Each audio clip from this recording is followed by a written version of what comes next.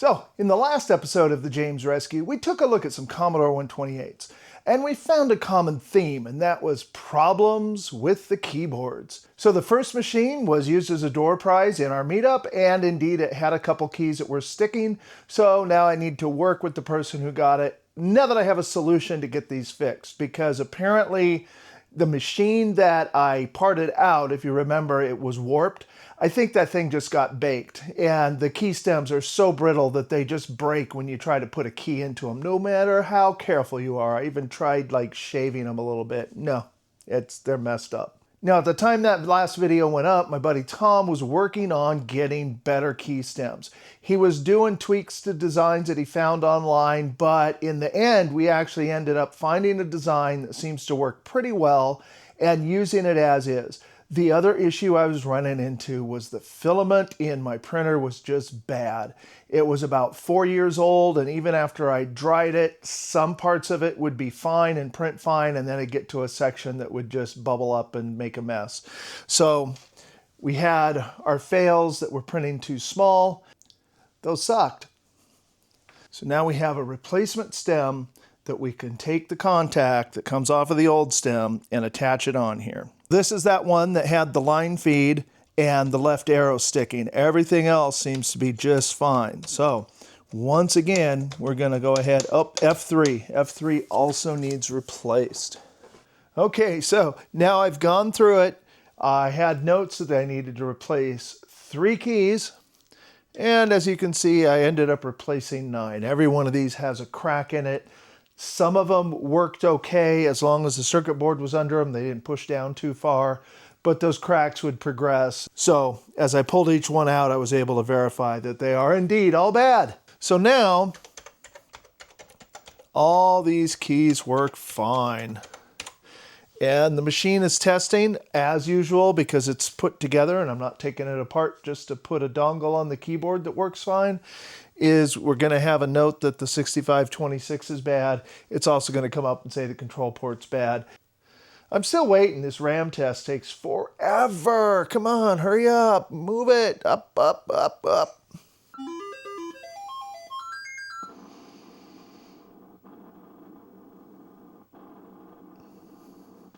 So next up, we got a Commodore 64 and a 1541 drive. And the drive is labeled as having Jiffy DOS.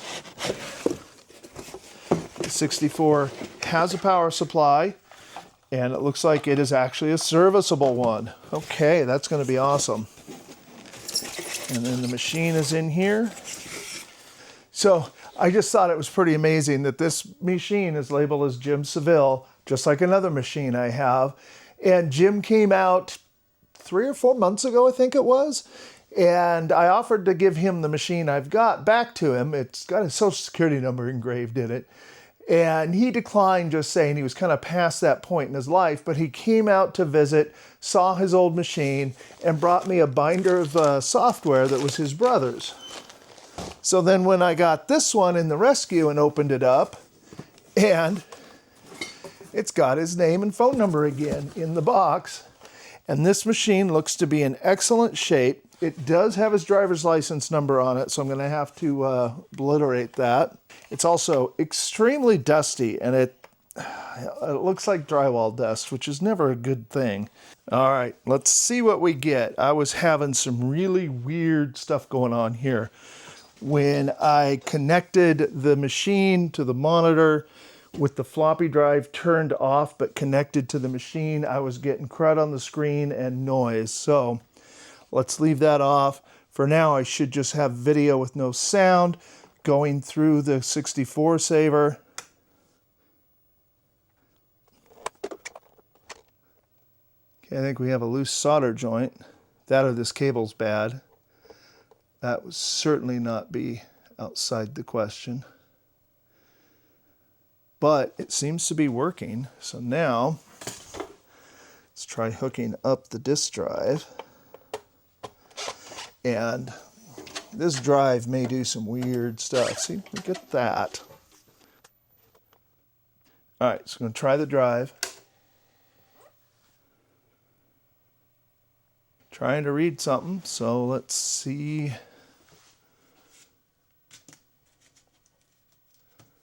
Okay, the drive works, the computer works.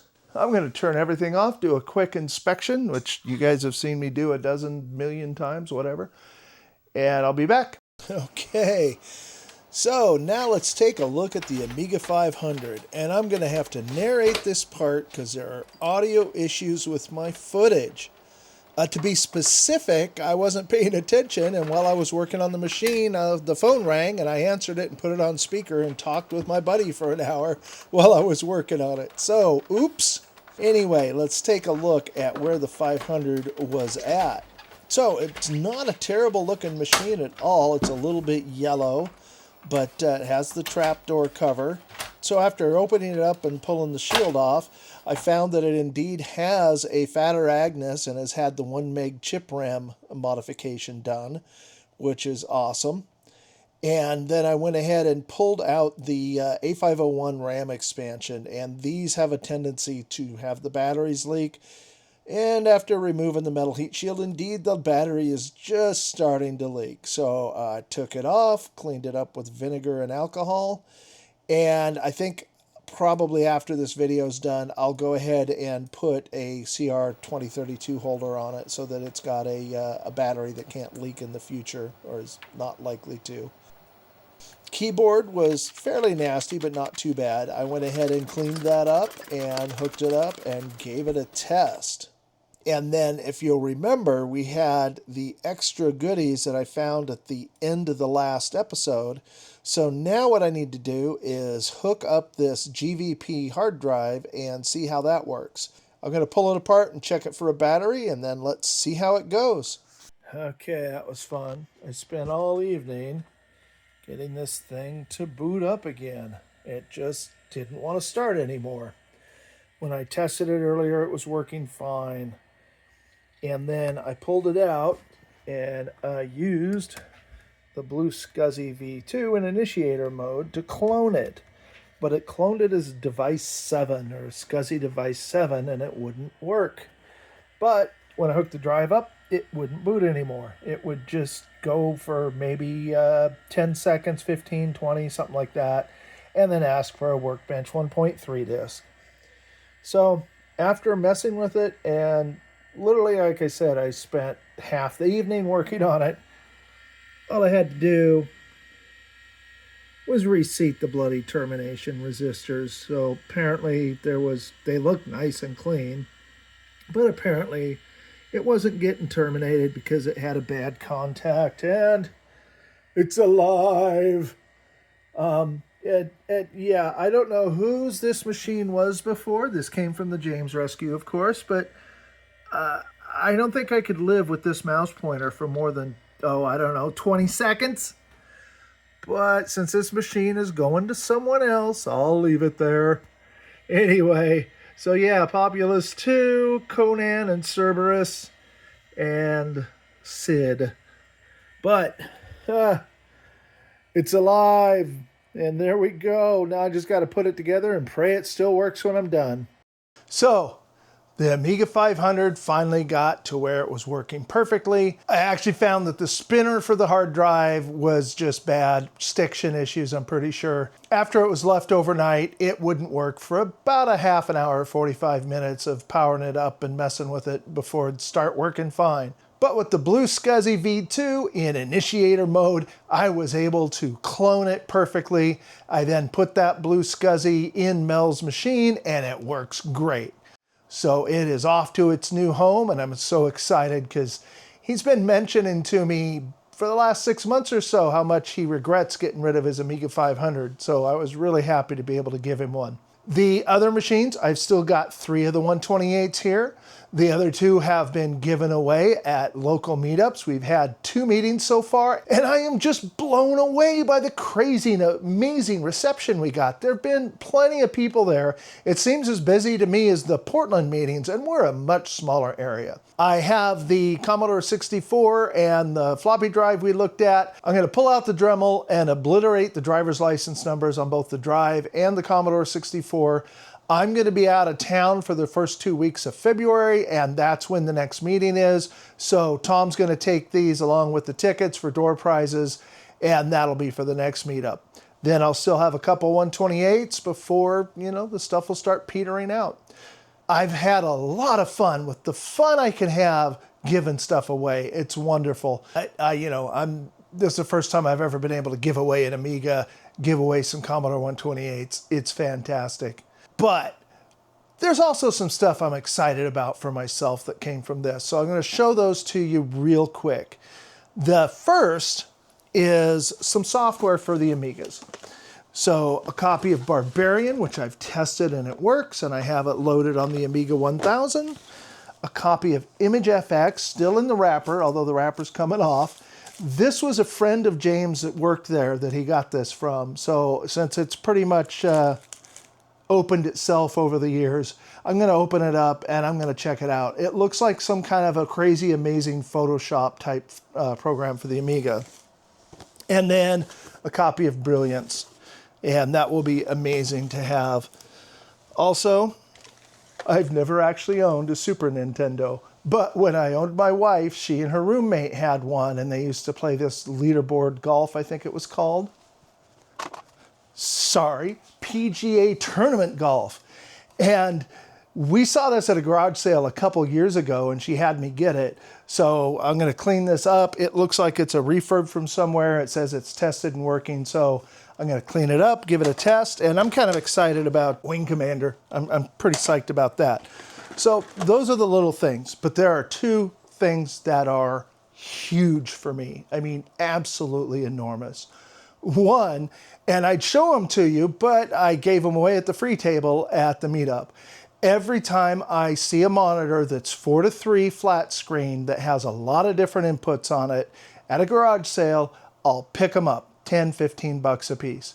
And I have looked for years for one that I could use on the Amigas. But out of that van came this. It is an NEC Multisync 1970, and this works on the Amigas. So with this little adapter, which is from Amiga Kit, I believe. Yep.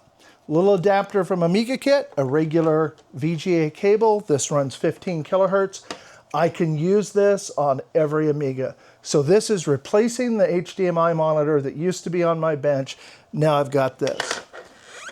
And then finally, the last big, huge, enormous thing isn't even for me. It's really for all of you.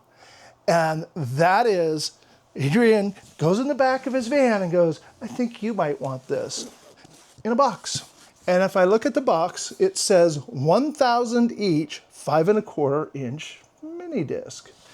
And funny enough is these are from the Lane County Commodore user group, according to the label. But what is in here, it's about half full.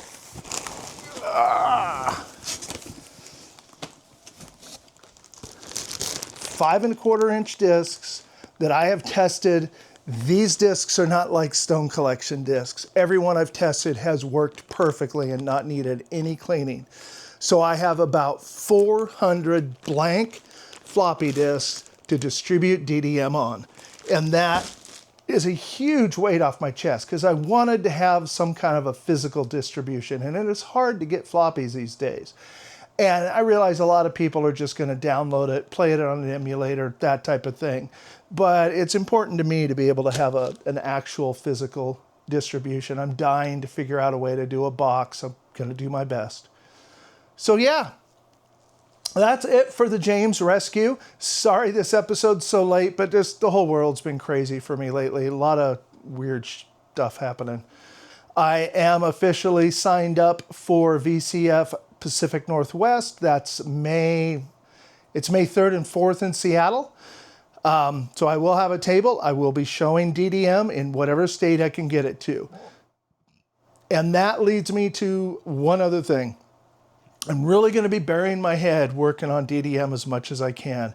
I am going to try to continue to get out a video or two every month until May, but I really want to focus fire on the game and get it as far as I can. And I find it really, really hard to split my efforts. It's just mentally, I don't transition back and forth, do that task switching very well. So I'm going to really push hard on DDM and get it as far as I can by May. In the meantime, though, I do have a video that I'm going to show you soon about the Amiga 1000, just to follow up from the 64 Commodore episode, showing what I've done with the machine. That machine gets used several times a week. And then I have, I want to call it a show and tell episode, but not really. I have an item. I think I've shown it a long time ago in a prior video, but I really want to figure this thing out. It's the only item in this entire room that really screams to me that this belongs in a museum, not sitting in my shop. So I am taking it to VCF. So the table will be 3/4 the game, and then it will have this item sitting on the end of the table. I'm going to do a quick show and tell video, I guess you'd call it. I'm just going to open it up, go through it. It's a really rare item. I can only find a few of them in the world. One of them is in the Smithsonian, in the archives, though. It's not like it's on display. One of them at the Computer Museum down in California. This thing is fantastic. So I'm going to shoot a video on that this week. I'm going to schedule it to probably show while I'm out of town here, early February. But stay tuned and watch for that. In the meantime, if you have not seen the 64 Commodore series I've been working on, go check out this list of videos that I have put more effort into the videos in this series than anything else. It's just crazy how much work it takes to make these videos. And thanks for coming.